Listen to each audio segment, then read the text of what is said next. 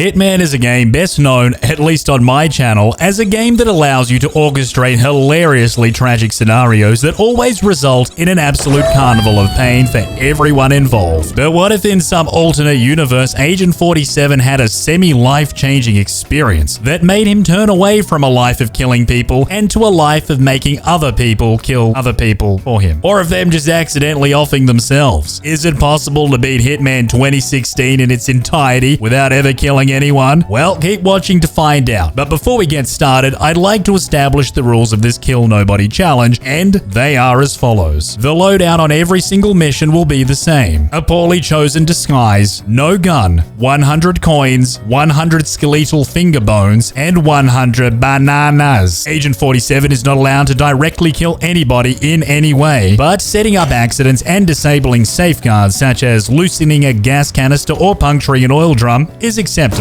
as long as the death of the target is caused by a poor life decision on their behalf, i.e. smoking a cancer stick in a puddle of gasoline. Alright, that's it. Let's roll. My journey in Hitman 2016 began at the Sanguine fashion show in Paris, France, an opportunity for rich wankers to get together and show one another how bad their taste in fashion really is. It was also an opportunity for me to do the same. Naturally, I kicked things off by dumping a massive load of bananas at the feet of my enemies and concussing them in front of everyone because I thought it was funny. I then moved on to completely ruin a live news broadcast to knock out the presenter and the cameraman by walloping them in the face with my massive banana. As I stood there absorbing bullet after bullet into my body and bleeding out banana all over the floor, I couldn't help but ask myself, was it all worth it? It was then that I remembered that my reason for visiting Paris wasn't just to destroy everyone's face with my abnormally large potassium stick, but to orchestrate the deaths of my targets without me having to directly do it myself. And this mission story was the ticket. First, however, I had to do what I'd unironically be doing for the remainder of this video, and that was luring brain-dead NPCs to isolated locations so I could separate them from their consciousness and further my pacifist plans for world domination. I was now Securite. Also, I'm not a complete monster, so I tossed another unconscious dude in there to keep him in the fly's company. Now, my target, Mr. Dickhead, was busy being a dickhead, along with his dickhead bodyguard that followed him everywhere like a dickhead. Fortunately, however, in Hitman 2016, the dollar reigned supreme, and so I was able to distract the off-brand Walmart Agent 47 rip-off bodyguard and lure him into the back room, where I boffed him on the head with banana and stole his identity. I then went to Mr. Penis Head's business partner disguised as his bodyguard and told him that Mr. Penis Head was waiting for him in the hedge maze with a bottle of industrial-strength lubricant and a slippery slide. I also gave him the secret signal, which was banana. What the hell is that? Together, we headed down to the pavilion, but then I had a moment of clarity and realization. I clearly realized that punching my target right in the mouth was a great idea. I also realized that whilst there was no way to create a scenario in which he either offed himself or somebody else offed him for me in the pavilion, if I could lure him down to the wharf somehow, maybe I could make magic happen there. And so after a significant amount of time and effort, it was my moment to lay down a couple of sketchy bananas and hope for the best. The only problem, however, was that Hitman 2016 was very strict in how close I was able to place my bananas to the ledge, which made life pretty difficult for me. Nevertheless, once I was done, I used the allure of a cheeky dollar coin to get him to walk over the bananas, and then paraplegic for life, but still not dead. I thought then that maybe if I created a little bit of a ruckus by, I don't know, popping off my assault rifle into anything and everything, that I could get some dumbass bodyguards down to the wharf to try and wake him up and possibly cause him to fall into the water instead. But of course, the bodyguard just stacked it himself, shattering his spine and what little confidence I had left in my plan. Banana. Honestly though, at this point, the sheer level of stupidity exhibited by the NPCs was probably more baffling and hilarious than it was frustrating. But yeah, we're talking like mega head injury, brain dead levels of CTE artificial intelligence right here. Also the fact that old mate just be out here Michael Jackson moonwalking it on the side of the frickin' wharf. It was then at that moment that I realized that reloading my save file resulted in Victor launching himself straight into the canal, which was both humorous and somewhat satisfying, but felt like a level of cheese that even I wasn't comfortable taking the credit for. Fortunately, however, after what was probably about 3 hours of trial and error, he got up, tried to hit a runner, and slipped straight into the water, sinking to the bottom immediately because his suit was a blend of his own and cement. Anywho, after having taken care of that, it was now time to deal with my second target, Diarrhea Mondolus. What the hell is a bare-knuckle boxer? What? The sanguine boss. No. Hey! I put all those years of pole dancing lessons to the test and scaled my way to the top of the castle, where I proceeded to engage in close quarters combat with her entire security detail, all armed with SMGs and assault rifles, and me with the banana. They didn't stand a chance. And after finally isolating her from her security entourage, I used my dollary-doos to lure her to the only location I could find in the near vicinity that looked like it allowed for falling accidents. Unfortunately, however, once again, Hitman 2016 had the NPC pathing boundaries locked down so tight that she wouldn't even step onto the scaffolding. This was going to be harder than I thought. I figured then that I could perhaps set things up a little bit more than usual, but still let the dumb NPCs actually execute the plan of the target. But no, she fell off the side of the castle, then just casually floated to the bottom, completely uninjured from the fall. Frustrated and confused, I decided to test out the logistics of my plan one more time to see if it was even possible to take down a target from this location. Seemingly, however, it wasn't. I tried again and again and again to absolutely no avail whatsoever. Diarrhea Mondolus was simply indestructible. Even that other time when Diarrhea Mondolus not only flopped to the level below, but also down onto the ground at the bottom of the castle, she still managed to survive that too somehow. So I was like, alright, this video is going to be a tremendously large pain in my ass. And I immediately regretted deciding to do it. I was going to need to get Diarrhea Mondolus all the way down to the wharf. And what that meant was literally taking down every single security guard in the entire mansion with a banana, which was both challenging and extremely healthy. Once I finally got her down there though, I wiggled and jiggled and wriggled Diarrhea Mondolus around the pile of banana peels on the floor, trying to find the perfect angle for great success. I then ran upstairs and did a little bit more shooty to get some attention, and waited for good old Captain T-Pose to come along and save the day. Good job, Captain T-Pose. Margolis is down. Mission success. But boy oh boy did my asshole hurt. And just like that, I hopped onto my private helicopter and flew off into the Parisian sunset, ready for more action. Or no action, actually. It was fine though, because next up was my favorite place to visit in the entire world, Sapienza, Italy. The perfect little storm in a teacup. Always a good time, no matter who dies. I headed straight up to my apartment where I rang the doorbell to make sure that I wasn't home before letting myself in, and picked up my 100 skeletal finger bones, all taken from my enemies, which I used to scratch my bumhole when it was itchy. I then ran out onto the roof and hopped down into the courtyard of Villa Caruso, where I snuck my way into the housekeeper's quarters, knocked him out, stole his clothes, and realized that that was completely unnecessary, as there was already a staff outfit waiting for me in the change rooms. Oh well. Magnificently, the delightful chaps in the kitchen had decided to store their rat poison right next to their food ingredients, so I swooped in, picked it up, and plopped the entire tube right in the spaghetti. With that done, I went outside and rang the bell, signaling to Silvia Caruso that it was time for lunch, aka time to eat a bowl full of pasta and spend the rest of your day chundering over the side of a cliff. Motherfucker. As expected, Sylvia had a meltdown because it tasted like ass, and I got to work trying to make this man slip on a banana peel and fall to his death. Obviously, there was a lot of this, and a lot of this, and a lot of this. And even when he did miraculously fall off the edge, he somehow managed every single time, despite landing directly on his head from about 40 feet in the air, to get back up again completely uninjured. Finally, however, a little further down the ledge at the exact location, ironically, that you can press G to dump a body, he slipped, he got stuck, and then he got finished by his marvelously stupid bodyguard. Caruso has been hit. Have a banana. Flustered and covered in vomit, I headed back to the town square to find the private investigator that would lead me to my final target, Francesco da Pantis. But first, there was still just enough time to troll a couple of dumb NPCs and ruin their day. Look at old mate just running away, leaving his missus on the floor. What a man. The command, do you copy?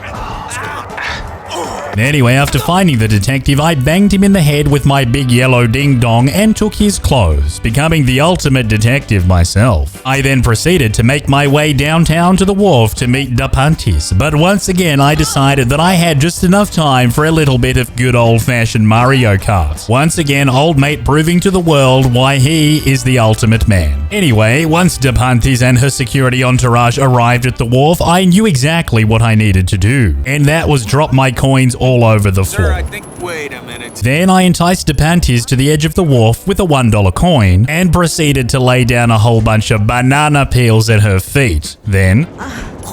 broken spine, but still not dead. It was okay though, because I was confident that somehow one of the moronic NPCs in that unconscious heap would wake up and cause something ridiculous to happen.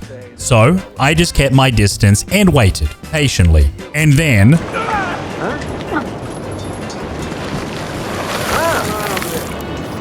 Two targets down. with that done, I headed back to my apartment, rang the bell to make sure I wasn't home before letting myself in, and grabbed my explosive golf ball off the kitchen table. I used it to shatter the wall leading to the secret underground virus laboratory, and proceeded to do science the wrong way, sending the lab into a meltdown. The other scientists tried to escape, but I thwarted them by means of banana, and then went back to save both men from certain doom that awaited them if they didn't immediately get out of the decontamination chamber before the lab blew up. Done and dusted with Sapienza, I hopped onto my little seaplane and flew all the way to Morocco, baby, dressed as a giant purple flamingo. After all, I wanted to blend in with the locals. Having made my way through the throngs of tourists packing the marketplace, I headed to the Swedish embassy where a violent protest was in full swing. The perfect distraction for a giant flamingo like me to jump the fence without anybody noticing. Once again, by means of dollary-do, I lured an elite guard over to my location, then UFC'd him until he was unconscious, stealing his clothes and the deed to his farm. Now, in order to get to my first target, Klaus, I had to get past a couple of sekis that were blocking the staircase. So, you guessed it,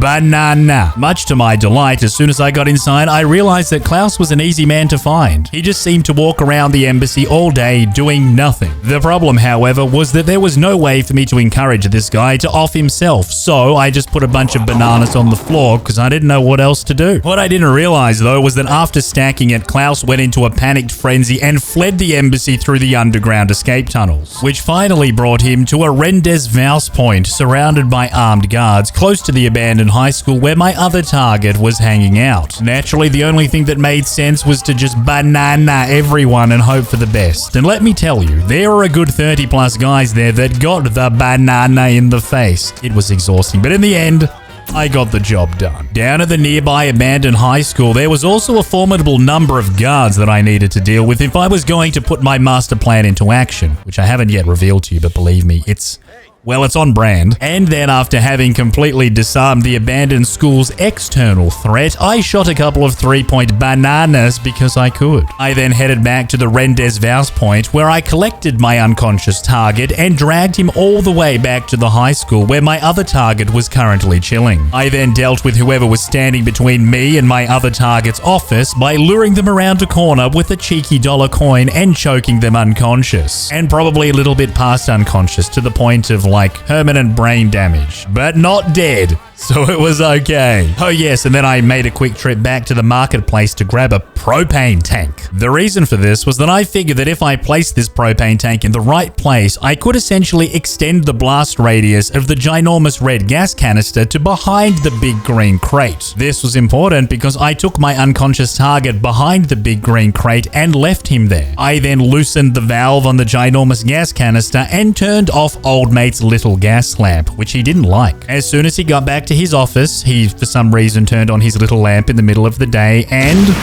both targets down. With that done, I strolled my way through the marketplace and slipped out the secret exit, and then ran all the way to Bangkok, baby! Now, I had the inside scoop that a couple of audio technicians were talking about the notorious Branson microphone that had a reputation for electrocuting people that touched it. So I headed to the hotel lobby and checked in despite never intending to go to my own room, then caused a little bit of an unnecessary ruckus by choking out the bellboy, a couple of security guards, and smashing some dude in the head for no reason whatsoever. Well, there's always a reason, and fortunately Fortunately, there was even a fire extinguisher on the wall, which was good because I didn't have a key to the room I needed to get into. Not a traditional key anyway. Then once inside, I walked around the unconscious naked guy on the floor and picked up the Branson microphone. Before leaving, however, I slipped into the bathroom, changed into something a little more casual, and overflowed both sinks while I stared at myself in the mirror, trying to figure out what the hell was wrong with me. As soon as I got to the jam session, the old guy with the scarf told me to go and connect up the Branson microphone that he ordered from Amazon. So I did as I was told, because I am a good little sound technician and I'm also quite a good photographer. So I waited with my camera out, zoomed in, ready to capture that perfect Kodak moment.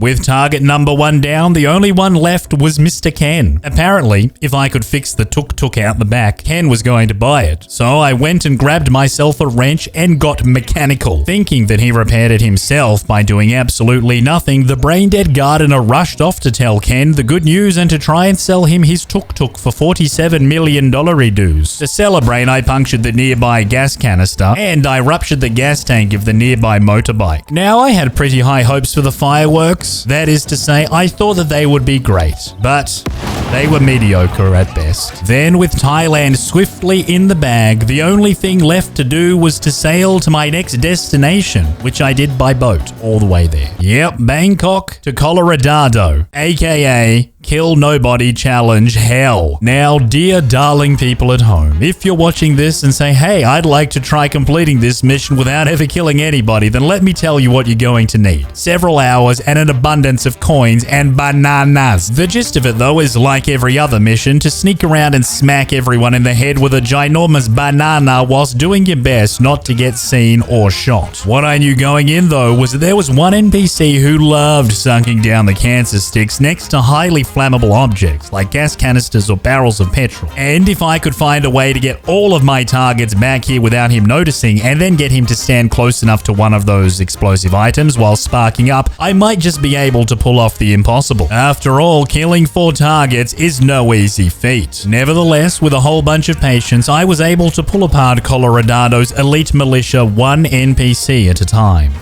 And before I knew it, I had my targets falling for the same dumb traps. Still, there were more NPCs that needed to be taken down in other locations, but with the assistance of Banana, that wasn't particularly difficult to accomplish. And as it just so happened, Penelope Gravy Train just happened to stroll past, and I just happened to banana her and her bodyguard, and then dragged her all the way across the map via the humanitarian corridor that I had spent the past few hours creating. The final target that liked to walk around outside in the open was Michael Jackson, who, just like all the others, fell for the old dollar in the dust trick and the old banana peel on the floor trick. Gets them every time. Dum-dum targety dum-dums. With all 3 of them out cold and gathered in the nearby vicinity of the guy that liked to smoke ciggies next to explosive barrels, I proceeded to drop a bunch of coins at his feet to keep him busy long enough for me to put the final phase of my plan into action. I raced around and dragged Maya Perverti, Penelope, and Michael Jackson as close as I could to the oil drum. Then I punctured it with my screwdriver, and I waited for him to punch the last durry he would ever punch.